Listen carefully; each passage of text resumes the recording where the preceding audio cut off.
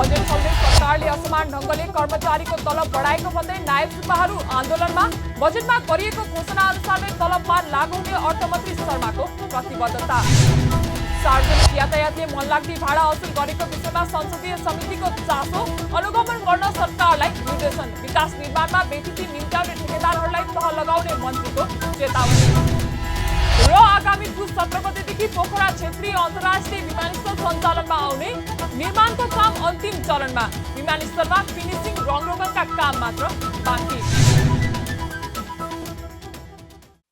हामी छौं पल पल तपाईसँग, हिमाल पहाड तराईसँग, साथ छ हाम्रो बढ्ने कदमलाई।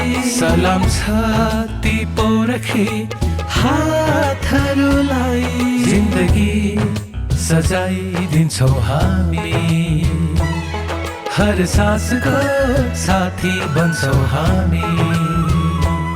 सुरक्षा अनि समृद्धि प्राण छ हाम्रो, हर आफू पनि बचौं, अरूलाई पनि बचाऊ। आजै नेपाल लाइफमा जीवन बिमा गरौँ। हामी हौं नेपाल लाइफ।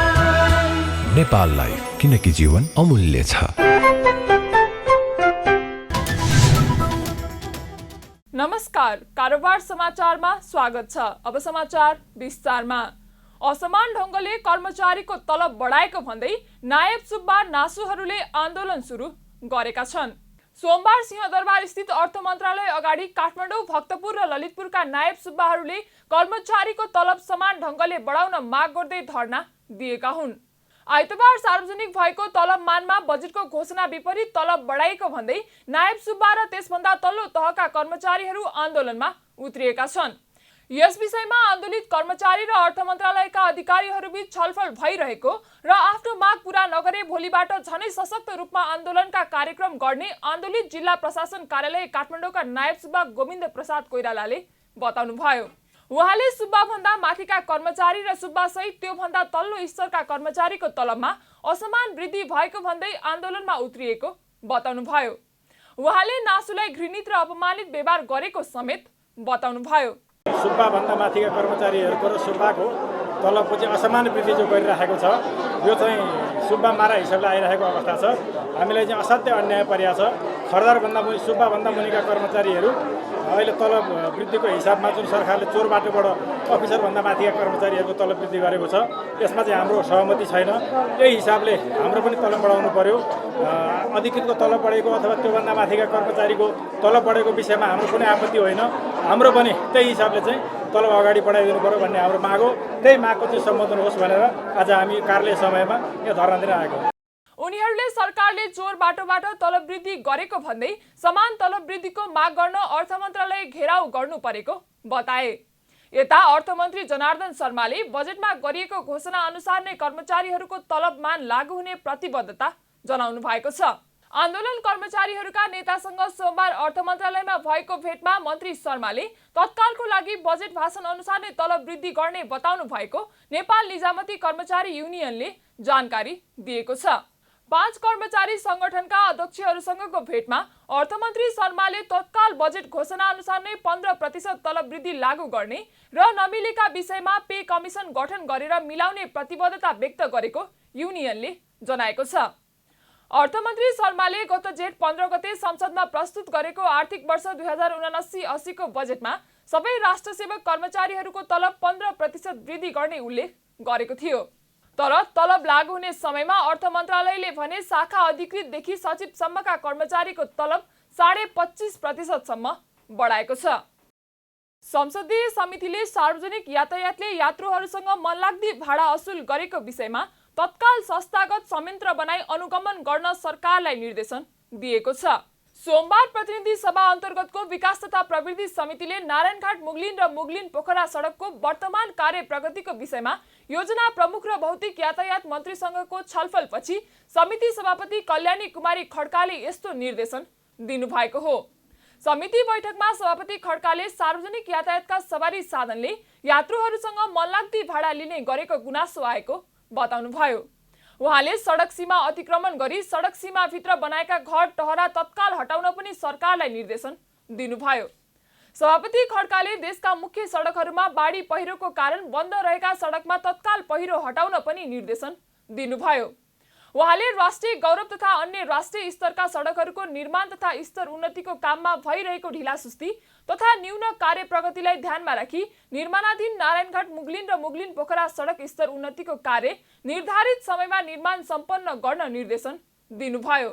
सडक सीमा अतिक्रमण गरी गुनासोपट्टि बनाएका घर तथा सडक सीमाभित्र रहेका नारायणघाट मुगलिन पोखरा लगायत देशका महत्त्वपूर्ण सडकहरूमा वर्षायाममा पहिरो आउँदा पहिरो तत्काल पञ्चायत सडक खुला गर्ने कार्यमा जटिल रूपमा नै अग्लो हुने गरेको पालिकाले सडक सीमाभित्रका घर तथा विद्युत पोल सम्बद्ध निकायहरूसँग समन्वय गरी तत्काल हटाउने आवश्यक व्यवस्था गर्न समिति नेपाल सरकार भौतिक पूर्वाधार तथा यातायात मन्त्रालय र ऊर्जा सिँचाइ तथा जलस्रोत मन्त्रालय निर्देश गर्दछ।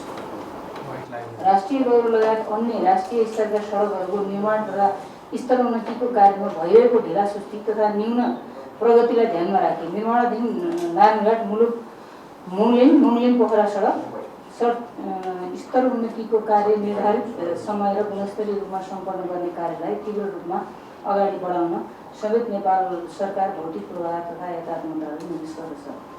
सभापति खड्काले वातावरण प्रवृत्ति मैत्री र गुणस्तरीय विकास निर्माण सहित दीर्घकालीन समाधान सहितको विकास निर्माणको विषयमा तत्काल अध्ययन गरी कानून ल्याउन सरकारलाई निर्देशन समेत दिनुभयो।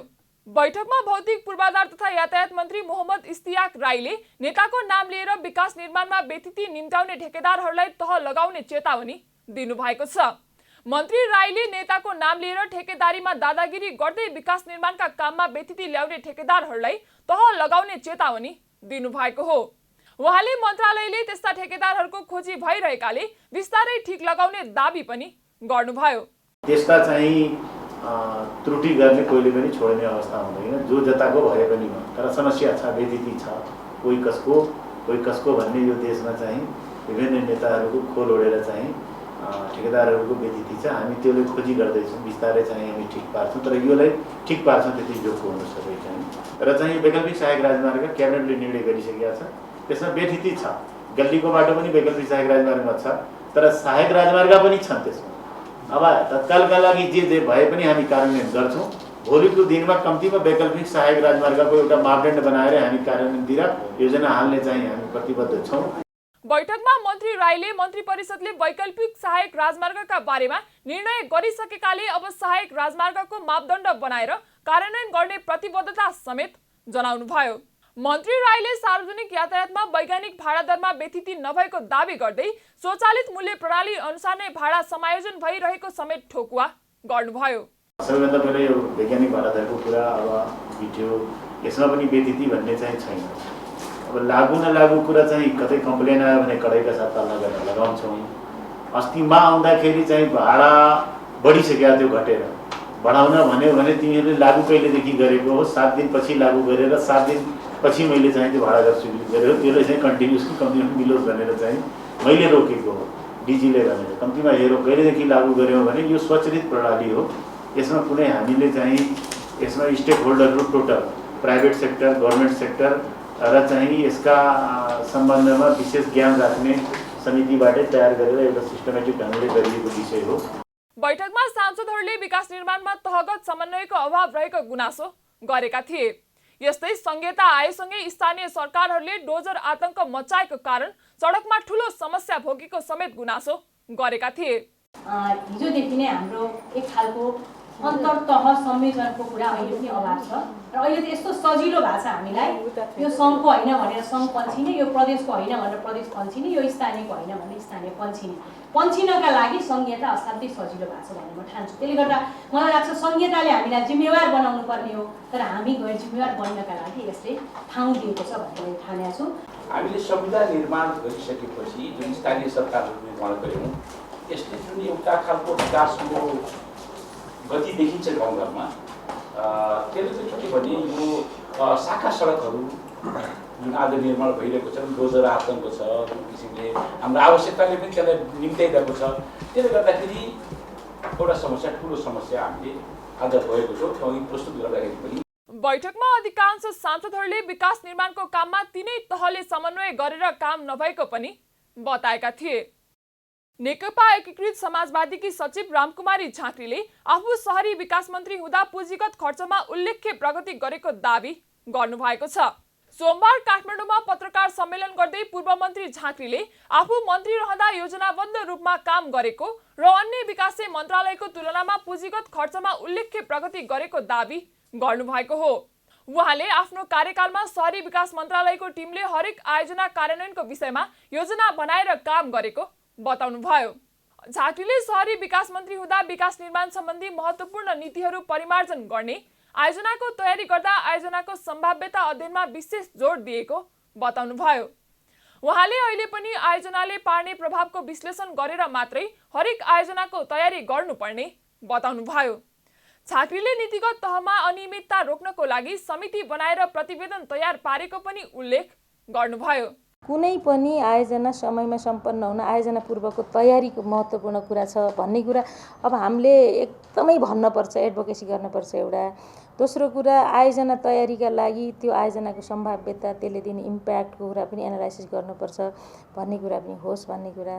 दोस्रो कुरा अहिले सबैभन्दा विकास मन्त्रालयमा राम्रो प्रोग्रेस गर्नुको पछाडि हामीले केही प्लानिङमा काम गरेका थियौँ, थुप्रै हडल्सहरूलाई किनारा गरेका थियौँ, त्यो भएर पनि भएको कुरा हो। तर मैले कहिले कहिले के गरेका थिएँ भन्ने कुरा चाहिँ सामान्यतः त्यो मैले पुरानो कुरा हो, त्यो भएर अनि त्यसपछि एडमिनिस्ट्रेटिभ क्षेत्रमा के रिफर्मका काम गरेका थियौँ, यो अनियमितताहरूलाई नियमित गर्न के गरेका थियौँ। धन्य 2 दर्जन त मैले समिति नै बनाएको रहेछु, 2 दर्जन त प्रतिवेदनै छन्, 3ले कुनै यो स्पेसिफिक इस्युहरूमा नै अध्ययन गराएको छु मैले र त्यहाँबाट नै हामीले चाहिँ एउटा पोलिसीमा रिफर्म गर्नलाई, रिपासर गर्नको लागि केही काम गरेका थियौँ। पूर्व मन्त्री झाँक्रीले उपभोक्ता समितिले गर्ने काम गुणस्तरहीन र असार मसान्तमा आएर कार्य सक्ने गरेकाले अख्तियारले समेत प्रश्न उठाएको बताउनुभयो। सचिव झाँक्रीले आफू मन्त्री हुँदा मन्त्रालयबाट स्वीकृत योजनाहरू सबै सार्वजनिक खरिद प्रक्रियाबाट गर्ने प्रयास गरेको दावी समेत गर्नुभयो। राष्ट्रिय गौरवको पोखरा क्षेत्रीय अन्तर्राष्ट्रिय विमानस्थल सञ्चालनमा आउने भएको छ। संस्कृति पर्यटन तथा नागरिक उड्डयन मन्त्री जीवनराम श्रेष्ठको अध्यक्षमा बसेको नेपाल नागरिक उड्डयन प्राधिकरणको सञ्चालक समितिको बैठकले आगामी पुस 17 गतेदेखि सञ्चालनमा ल्याउने निर्णय गरेको हो। सो विमानस्थल सञ्चालनमा आएसँगै नेपालमा अन्तर्राष्ट्रिय विमानस्थलको संख्या 3 पुग्नेछ। हाल त्रिभुवन अन्तर्राष्ट्रिय विमानस्थलको अलावा गौतम बुद्ध अन्तर्राष्ट्रिय विमानस्थल भैरवाह पनि सञ्चालनमा छ। गत आर्थिक वर्षमा मात्र गौतम बुद्ध अन्तर्राष्ट्रिय विमानस्थल सञ्चालनमा आएको हो। पोखरा क्षेत्रीय अन्तर्राष्ट्रिय विमानस्थल करिब 22 अर्ब रुपैयाँ लागतमा निर्माण सम्पन्न भएको हो। चीन सरकारद्वारा निर्मित पोखरा अन्तर्राष्ट्रिय विमानस्थल 2078 साल चैतमा नेपाल सरकारलाई हस्तान्तरण गरिएको थियो। नेपाल भ्रमणमा रहेका चिनिया विदेश मन्त्री वाङ यीले प्रधानमन्त्री शेरबहादुर देउवाको उपस्थितिमा परराष्ट्र मन्त्री डाक्टर नारायण खड्कालाई पोखरा विमानस्थलको साँचो हस्तान्तरण गरेका थिए। हाल विमानस्थल निर्माणको काम अन्तिम चरणमा पुगेको छ। फिनिसिङ, रङरोगन लगायतका केही काम बाँकी रहेको आयोजनाले जनाएको छ। सन् 2021 को जुलाई 10 अर्थात् गत असार 26 गतेभित्र पोखरा विमानस्थल निर्माण कार्य सम्पन्न हुने गरी चीनको CAMC कम्पनीले जिम्मा लिए पनि कोरोनाका कारण कामदार तथा निर्माण सामग्री समयमै व्यवस्थापन गर्न नसक्दा समय सीमाभित्र नसकिएकाले कम्पनीले 6 महिना थप समय गर्ने प्रस्ताव गरेको थियो। पोखरामा हाल निर्माण भएको 2500 मिटर लम्बाइको रनवेको चौडाइ भने 45 मिटरको रिजिड कङ्क्रिट पेभमेन्टको आधारमा पोखरा विमानस्थलको धावन मार्ग अन्य क्षेत्रको भन्दा फरक भएको पनि आयोजनाको दाबी छ। सन् 2017 जुलाईबाट उक्त परियोजनाको निर्माण कार्य सुरु भएको हो। हालसम्म पोखरामा 150 देखि 200 सिट क्षमताको न्यारोबडी जहाज आउने गरी विमानस्थल निर्माण कार्यसँगै छिट्टै सञ्चालन गर्ने तयारी गरिएको पोखरा विमानस्थल कार्यालयले जनाएको छ। साताको दोस्रो दिन शेयर बजारमा दोहोरो अङ्कको गिरावट आएको छ। आइतबार 10.7 अङ्कले बढेको शेयर बजार मापन गर्ने नेप्से परिसूचक सोमबार 17.68 अङ्कले घटेको हो। नेप्से परिसूचक अघिल्लो कारोबार दिनको तुलनामा 0.83% घटेर 2106.15 अङ्कमा छरेको छ। यस दिन ठूला कम्पनीको कारोबार मापक सेन्सिटिभ इन्डेक्स 3.44 अङ्कले घटेर 406.11 अङ्कमा पुगेको छ। आज नेप्से परिसक दोहोरो अङ्कले घट्दा कारोबार रकममा भने सामान्य सुधार देखिएको छ। दिनभर कुल 214 कम्पनीको 65,27,000 किता सेयर 2,85,70,00,000 रुपैयाँ बराबरमा किनबेच भएको छ। आइतबार 61,06,000 किता सेयर 2,67,33,00,000 रुपैयाँमा कारोबार भएको थियो। आज घटेको बजारमा उत्पादन तथा प्रशोधन र म्युचुअल फन्ड बाहेक सबै समूहको परिसक ओह्रालो लागेको छ। सबैभन्दा बढी अन्य समूहको परिसक 2.42% घटेको छ। सोमबार 50 कम्पनीको शेयर मूल्य बढ्दा 123 कम्पनीको शेयर मूल्य घट्यो भने 8 कम्पनीको शेयर मूल्य स्थिर रह्यो। गुराँस लघुवित्त र हिमालयन हाइड्रोपावरको शेयर मूल्य भने बढेर सकारात्मक सर्किट लागेको छ। नेपाल राष्ट्र बैंकका डेपुटी गभर्नर बमबहादुर मिश्रले मौद्रिक नीतिपछि उद्योगी व्यवसायी तथा बैंकर्सहरू निराश हुनुपर्ने अवस्था नभएको बताउनु भएको छ। राष्ट्र बैंकका डेपुटी गभर्नर मिश्रले उद्योगी व्यवसायी तथा बैंकर्सहरूले मौद्रिक नीतिपछि सबै क्षेत्र खत्तम भयो भन्ने स्थिति नभएको बताउनु भयो। मिश्रले एकजना मान्छे सामान्य बिरामी भएर अस्पताल गयो भन्दैमा आइसियुमा हाल्न नहुने भन्दै अहिलेको मौद्रिक नीतिलाई नराम्रो तरिकाबाट नहेर्न उद्योगी व्यवसायी र बैंकर्सहरूलाई आग्रह पनि गर्नुभयो।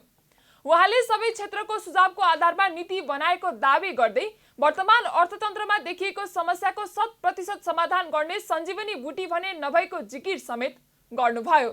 मिश्रले अर्थतन्त्र बुझेका विज्ञहरूले सीआरआर अनुपात 3%बाट बढाएर 4% बनाउँदा राष्ट्र बैंकले मार्न खोज्यो भन्नु बुझेर पनि नबुझेको जस्तो गरेको आरोप पनि लगाउनु भयो।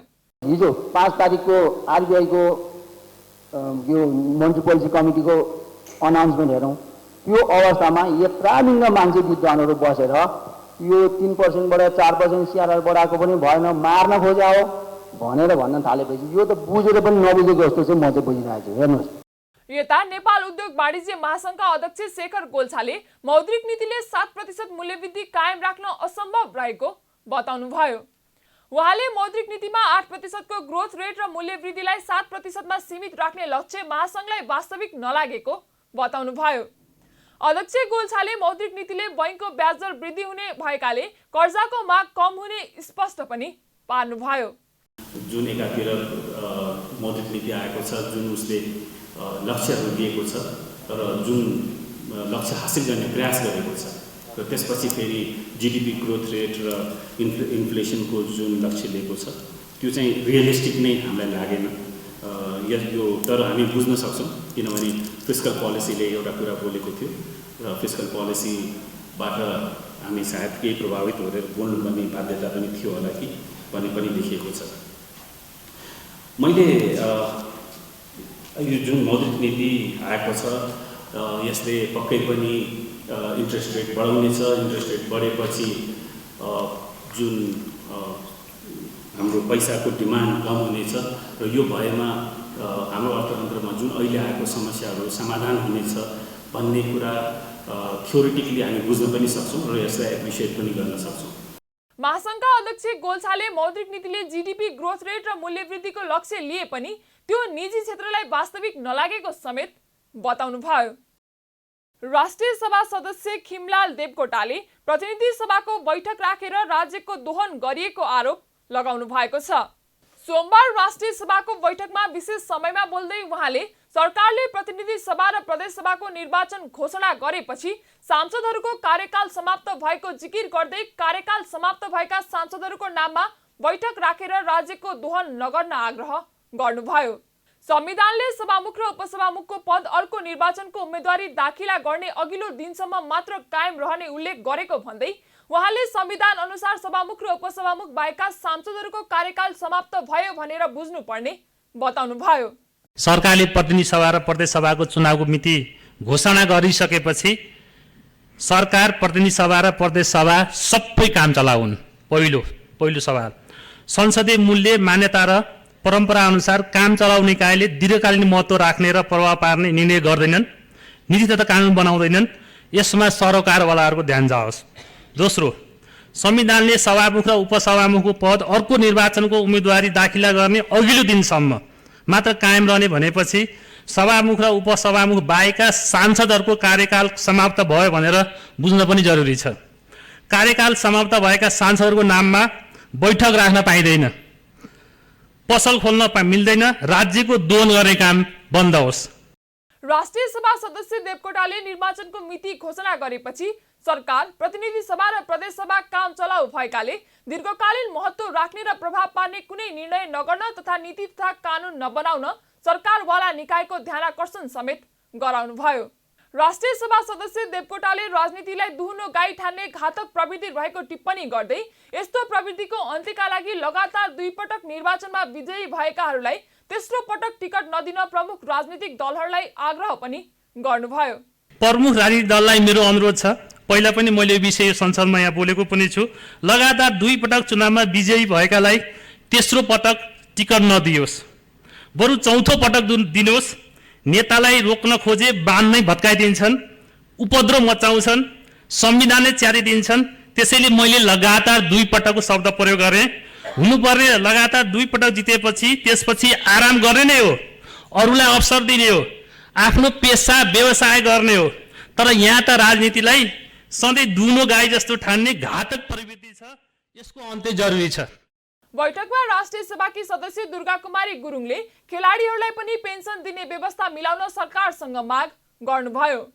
उहाँले उमेरको हदको व्यवस्था गरी राष्ट्रिय तथा अन्तर्राष्ट्रिय क्षेत्रमा सम्मान पाएका खेलाडीहरूलाई शिक्षक कर्मचारीहरूलाई जस्तै पेन्सन दिने व्यवस्था गर्न सरकारसँग माग गर्नुभयो। खेलकुद क्षेत्रको विकासले मुलुकको विकास र समृद्धि समेत हुने तथा नागरिकहरू पनि स्वस्थ हुने भएकाले त्यस क्षेत्रको विकासमा सरकारले विशेष ध्यान दिनुपर्ने पनि उहाँको भनाइ थियो। सबै उमेर र समूहको आधारमा विभिन्न स्तरमा खेलकुदका प्रतियोगिताको योजना गरिनु पर्दछ र निरन्तर वर्ल्ड ह्यान्डसेक बापत निश्चित रकम दिने व्यवस्था गरिनु पर्दछ। साथै खेलकुद क्षेत्र नै मेरो सर्वस्व हो भनेर सबै समस्या खेलकुदमा बिताउने खेलाडीहरूलाई उमेर हद निर्धारण गरी शिक्षा कर्मचारी र सुरक्षाकर्मीलाई जस्तै पेन्सन दिने व्यवस्था पनि गरिनु पर्दछ। यो विषयमा सम्बन्धित पक्षको गम्भीर ध्यान आकर्षण गराउन चाहन्छु। यस्तै बैठकमा सांसदहरूले निर्वाचन सम्बन्धी कानुन संशोधन माग गर्नुका साथै दलित समुदायका व्यक्तिहरूको नागरिकतामा अपमानपूर्वक राखिएको नामहरू सच्याउन संवैधानिक परिषद 7 सदस्यीय हुने व्यवस्था गर्न लगायतको सरकारसँग माग पनि गरेका छन्। कारोबार समाचारमा अब सुनचाँदी र विदेशी विनिमय दर सम्बन्धी जानकारी।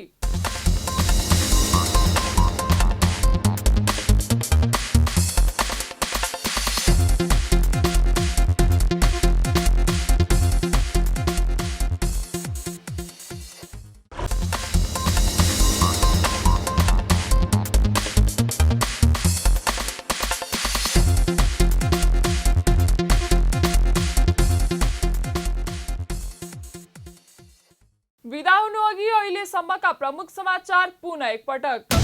बजेट छल्दै सरकारले असमान ढङ्गले कर्मचारीको तलब बढाएको भन्दै नायब सुब्बाहरू आन्दोलनमा। बजेटमा गरिएको घोषणा अनुसारले तलबमान लागू हुने अर्थमन्त्री शर्माको प्रतिबद्धता। सार्वजनिक यातायातले मनलाग्दी भाडा असुल गरेको विषयमा संसदीय समितिको चासो, अनुगमन गर्न सरकारलाई निर्देशन। विकास निर्माणमा बेथिति निम्त्याउने ठेकेदारहरूलाई तह लगाउने मन्त्रीको चेतावनी। र आगामी पुस 17 गतेदेखि पोखरा क्षेत्रीय अन्तर्राष्ट्रिय विमानस्थल सञ्चालनमा आउने। निर्माणको काम अन्तिम चरणमा। विमानस्थलमा फिनिसिङ रङरोगनका काम मात्र बाँकी। कारोबार समाचार सकियो। हामीलाई बिदा दिनुहोस्। नमस्ते।